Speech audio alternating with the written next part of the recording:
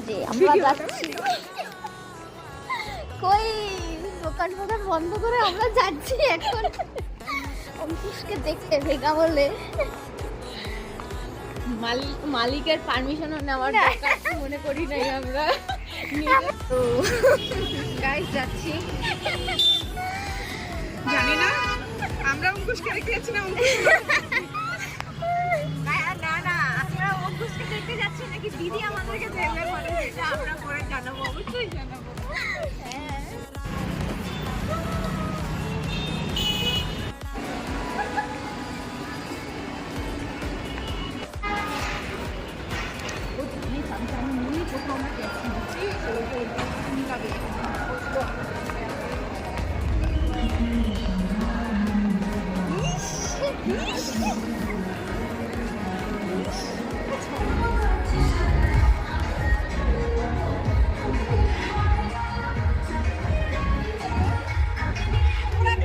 চলো আমরা কথা বলেছি